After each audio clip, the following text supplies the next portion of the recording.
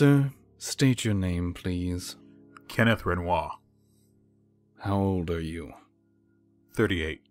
Do you know why you're here, in this institution?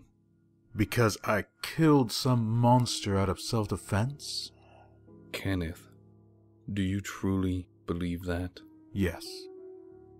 And why is that, Kenneth? I have to. I don't know how many times I've retold this story. What's your badge say? Doc Heinrich? Do I really need to go over it again? I'm sure it's in whatever police reports you've read about me. The police reports I have found are less than reliable, and I prefer to get the information at first hand in order to make my evaluation. Whatever. It's not like I have anything better to do here. 3 weeks ago, I was heading off to the woods with my buddies Eric Martin, Abraham Silva, and the Cooper brothers, Derek and Daniel. We'd been hunting every late summer or early fall, depending on how you looked at it. We'd been doing it since we were in high school. Originally, we'd hunt and learn how to be outdoorsmen with our dads, but once we got the hang of it and our dads were no longer able to stick it out long enough in the wilderness, we'd start to go out on our own.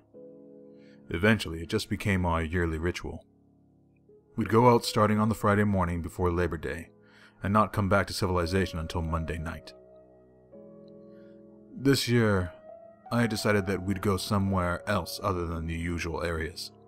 Namely because assholes and tourists had gotten into going to our normal spots and overhunted the game. I had read up on a stretch of land that was pretty much avoided. There had been a police report and a little thing in the newspaper.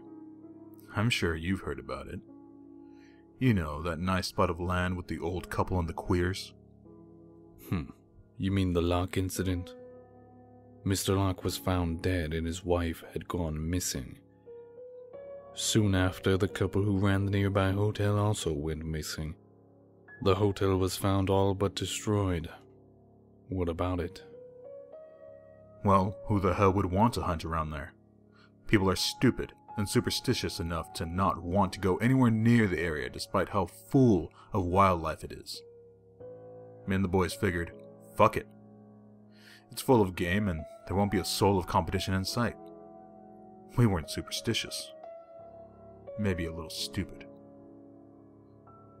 The 5 of us arrived there without a single issue, and after setting up our campsite, we scouted the area.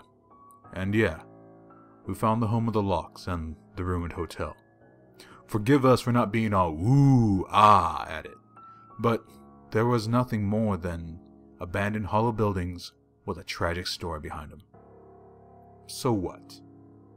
Every spot on this planet has had something terrible happen, so who gives a shit about 2 couples who most likely ended up dead? The only thing we thought was weird was that it was quiet. We expected to hear birds, insects, maybe some clumsy 4-legged animals. But nothing. I admit, it was eerie. But we knew there were animals around because we found tracks, refuse, and all the other telltale signs. We didn't find any game that first day, but we weren't going to give up just on some small weirdness. We found nothing. That is, until that night. We were around our campfire, drinking and bitching a bit about this and that or the other thing. Mainly about the lack of game. All the fucking tourists making this the most appealing spot. And toasting to whoever the fuck we felt like we were toasting to. We were in the middle of a synchronized drink, having toasted to our dicks, when something caught all our attention. It started as a heartbeat. At first, I thought I had just heard my own chest thumping. But when I saw the surprised look on everyone else's face, I realized it was something we all heard. Then we turned our heads around as the world was full of sound. The noises that were absent at first were now everywhere. We could hear owls hooting, crows cawing, chitter of various insects, the sounds of deer running around, and the low padding of their predators. It was like the forest had suddenly awoken after a long sleep. Based on what we heard, we knew that they were all around us, but at no point could we see the things in the pool. They moved so much between the trees. I could have sworn they were playing hide and seek with us, watching us. I was about to speak when Eric put his finger to his lips. I realized why he had shushed me. There was someone else here. Eric pointed them out. A thin figure moving amongst the trees much slower than the rest of the animals. The noise of animals subsided to low, almost conspiratorial sounds, when suddenly the campfire burst up, a blazing column shooting up, engulfing the entire campsite in heat and light.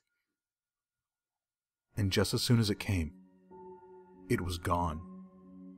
Not just back to its normal size, but gone and dead. The darkness and low sounds of the animals began to grate at our bravery, I admit. I was starting to panic, but didn't know what to do. Daniel, being a little bit more impatient, grabbed his flashlight, flicked it on, and pointed it in the direction of the figure. We all watched as the beam of light moved up. I heard the men gasp, whisper expletives, and one of the men screamed. And I couldn't tell what they were seeing that was so terrifying.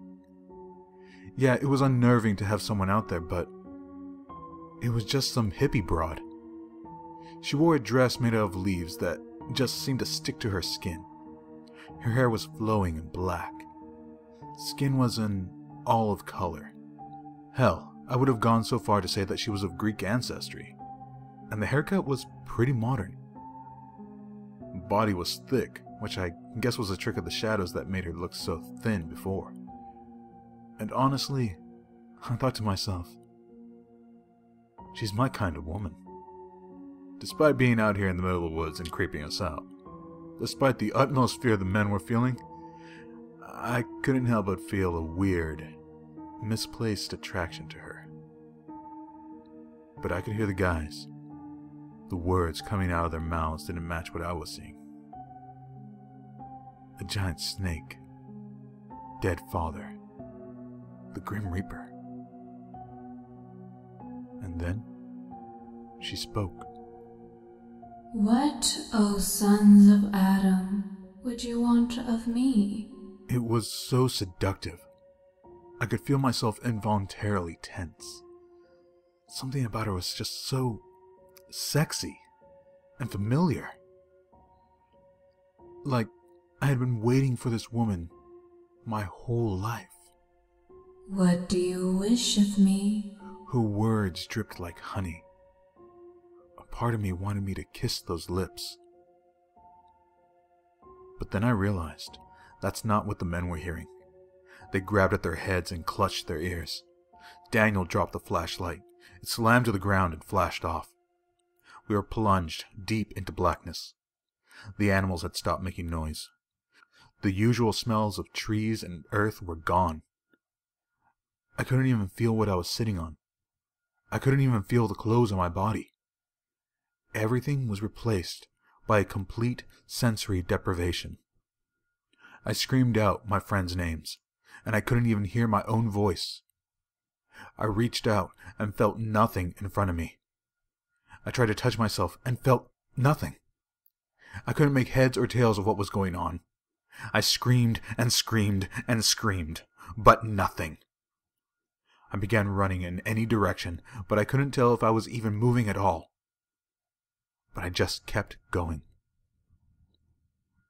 After what seemed like an eternity, something finally broke the void. You are trespassing in our new lands, my love. Her voice filled the abyss of nothingness. Something in it made me long for her, yet it terrified me deep within. I can keep you here forever. Pay my toll, and I will set you free. I opened my mouth, expecting not to hear my own voice, but was surprised to hear it, loud and clear. "What's your toll?" I asked. A contract? Trade me your blood, and I will grant you any wish you so desire. Suddenly, we found ourselves back in our normal surroundings, the flashlight rolling as if no time had passed since it had fallen on the ground. She stood in the middle of us, staring into my eyes. No, staring into my heart, like a predator stares at their prey. And she licked her beautiful lips. All of us were wide-eyed and mouths flopped open. Make your wishes, my loves. Give me your blood, and I will set you free. We all looked about each other. And without thinking, those men I knew as friends caved into her. I don't know if it was because of their abject fear of whatever they saw that I didn't see, or the unhinging of that black void that we were in. But they yelled out their wishes and agreed to her contract without a second thought. Abraham asked for a chance to reconcile with his father. Eric asked to be free of his childish fear of snakes. And the twins begged for the others' continued survival. Done, she said flatly. She moved so quickly, all I saw was a blur of green and black. She first was in front of Abe. With a single hand, she clutched his neck and tore it out. You will meet your father in death. She spoke with finality as Abe clutched at his neck, attempting to stop the blood. But there was so much gushing from the mangled flesh. The torrents of blood flowed out of Abe onto the forest floor, and like a river searching for an ocean, the streams flowed to this thing. It was no woman. It was a thing, pooling at her feet and absorbing into her dark skin. Eric screamed, bravery finally coming to him after seeing our old friend having his throat ripped out. He drew a knife from his belt clip and leapt at her. He brought it down hard on her back at the base of her neck. I expected her to ragdoll, to just flop to the ground after having her spine severed from her skull. Instead, I watched in awe. Eric didn't even have time to react in amazement. She whirled on him, dropping Abe's gasping body, and snatched Eric in her hands. You wish to be free of the fear of the reptiles that crawl on their bellies. Free of being afraid of the tempter of Eve. Her fingers punctured into his throat. I watched the blood ooze out, and, acting against gravity, slide up her arm. The red just absorbed into her dark skin like Abe's did. Eric wriggled and writhed in her fingers, but she did not let him go. To me and the twins' disgust, we watched as he suddenly began to get smaller in her grip. His skin seemed to get drier and drier. His arms and legs began to shrivel and disappear into his clothing. His terror-stricken and searching eyes looked everywhere as they changed shape. Soon he was so small he couldn't support his clothes, and they sloughed off him like a second skin. And we could see his withered, naked body flailing in her grip.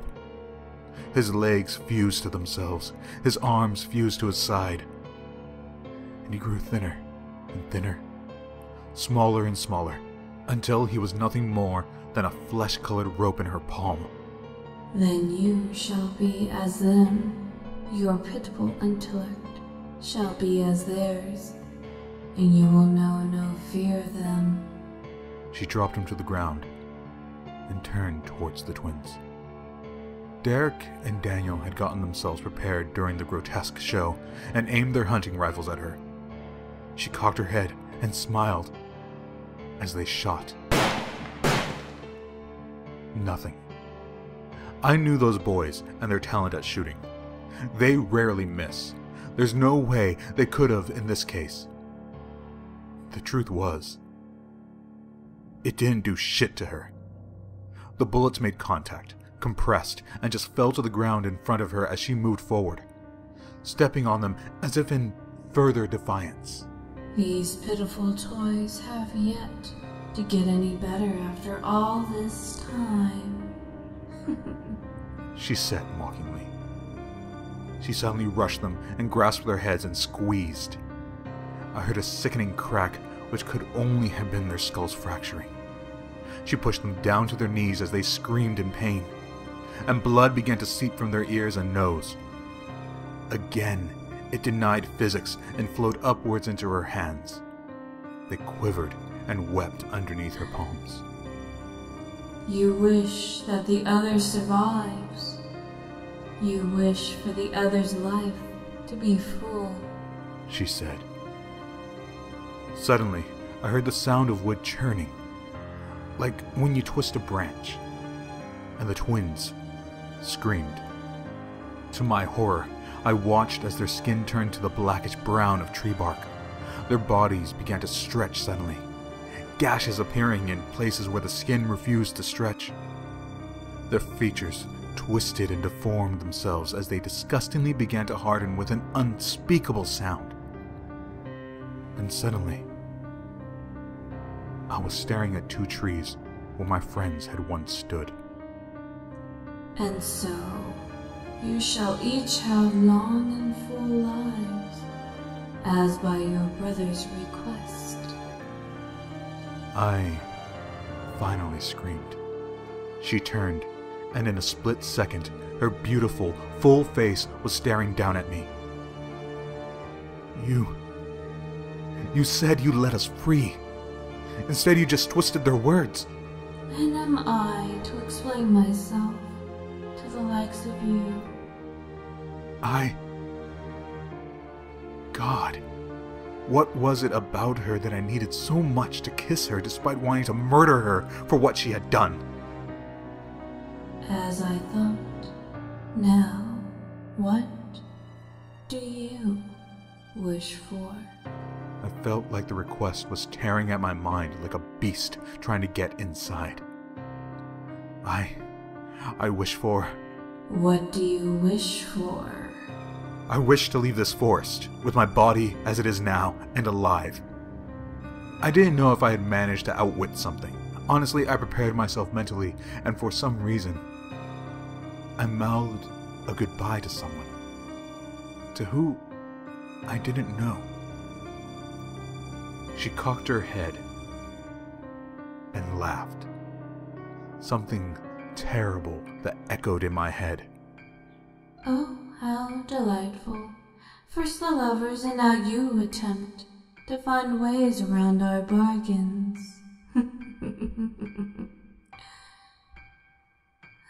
She chuckled maliciously.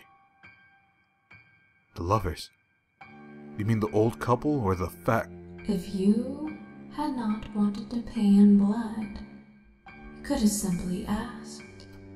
I can take my precious payment in other ways. She leaned in closer. It's not my fault you pesky little things don't look for other options. Every feature of her face parallel to mine. What are you going to take? I shook and trembled, finally removing whatever the strange attraction and familiarity I felt for her was. Just something small. Something that makes you, you. Suddenly, she kissed me. The moment her lips touched mine, I blacked out. The next thing I knew, I woke up in a hospital bed, dehydrated, starving, and felt like I hadn't slept in weeks. An IV was in my hand, pumping fluid away. A nurse was near me, and I asked where I was and what had happened. She explained that they found me on the outskirts of the forest on the roadside by pure luck, and I was brought to the nearest hospital. She asked me for the details regarding what had occurred, and I told her everything. Her look kept crossing whenever I described the woman, that thing, and I think I know why now. After all was done, She said there was someone eager to see me, and that she would leave me with her for a few moments. She walked out, and I felt relief for a while. Someone eager to see me. Mom, maybe? Dad? Maybe Jennifer Aniston? I know, I'm dating myself, but fuck you. Either way, I was starting to feel, I don't know, safe, comfortable, positive outlook, all that shit. Instead, I got served a steaming pile of fuck you from God. The door to my hospital room opened, and she walked in. The fucking evil bitch, that thing from the woods. But instead of being dressed in leaves, she was dressed in a black miniskirt and tank top, just like anyone else.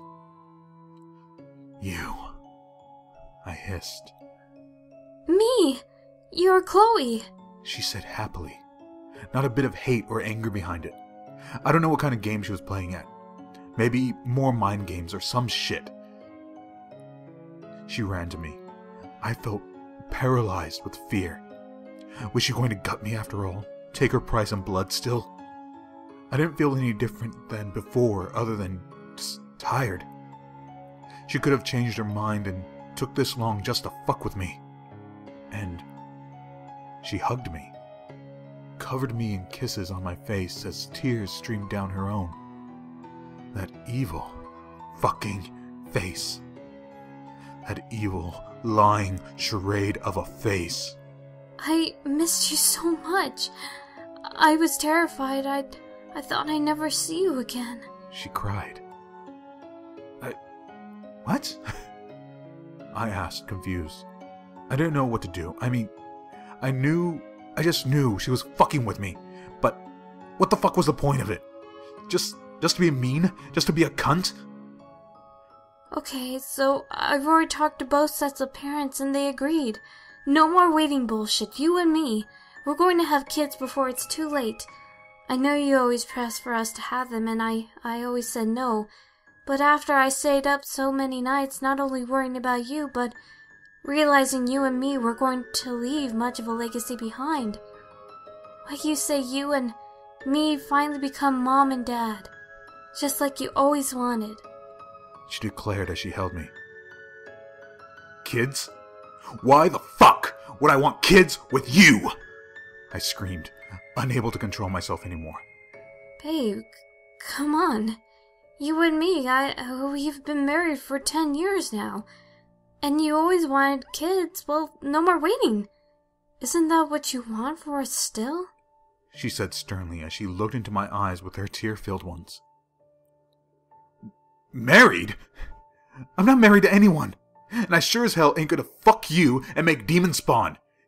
You killed all my friends, you fucking cunt monster. Why the fuck are you doing this to me? You're confused. Something happened out there. My God, Ken. Some sort of trauma or, I don't know, maybe some sort of PTSD? I'm going to take you home. You're coming home. I'm going to talk to the doctor and see if you can come home. Get reacquainted. I don't know. She stared at me so confused, pulling away. I could see something that looked like genuine hurt feelings in her eyes. She wept. She rambled on, feigning distress, convincingly. She acted like she had a poor handle on things, like the doctors would let me go. Wait. She had powers. Maybe she might be able to use those to convince the doctors to release me to her. Fuck! What if she does take me home? What if she takes me to whatever fucked up place her kind comes from? I had to think quick. She was breathing. When she was sobbing, she had to take deep breaths, just like the rest of us. I don't know, maybe she relied on oxygen. Fuck! But again, she wasn't human. I didn't know what to do. But fuck it. I was gonna try and kill her, and if it didn't work, she can kill me while I try. I'd rather die than go back to that forest, let alone to whatever she called home. Come here, babe. I am sorry. Hold me for a bit. Maybe it'll come back to me. I'll try and remember. I opened my arms as she smiled sadly and sunk into my chest. I'll go home with you, I said. I'm so happy, Ken. She cried. I hope you are, I whispered as I unhooked the IV from my hand, and with every drop of strength I had left, quickly coiled it around her neck and started to strangle her. And you know what? Apparently that thing did run on oxygen. I watched that bitch's face turn blue and purple. Her eyes were wide with terror and filled with tears. But I love you.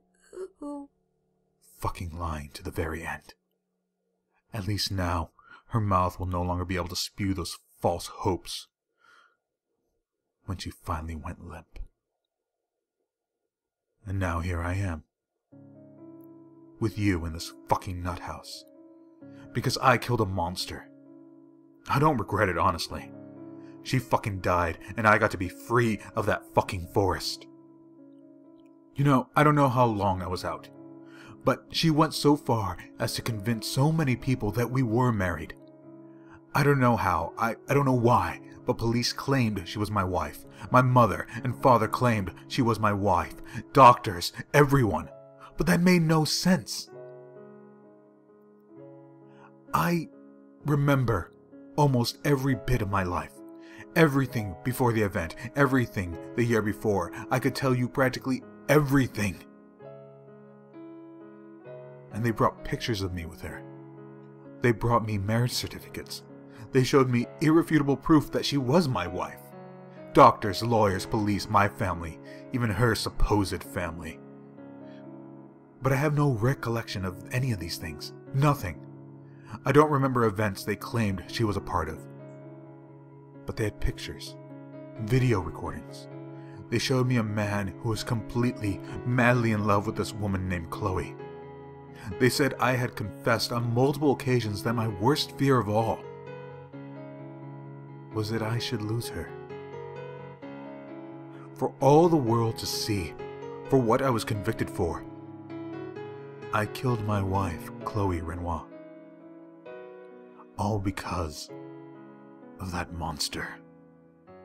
I know that I referred to her as a monster at first, Doc. And I have to believe that that's the truth. There are two realities here, Doc. Either this monster changed the world around us to make it seem as if we were married, put a spell on everyone, and weave delusions to convince the world that we were lovers, to torture me, to punish me, and take my freedom as her payment. Or I face the other reality. That this thing took the form of my wife in the forest, like she did to the others, showing us our worst fears. Mine being that I lose her, and took the memory of her altogether from my mind as the payment to be set free. And that I really, truly murdered my wife thinking it was her.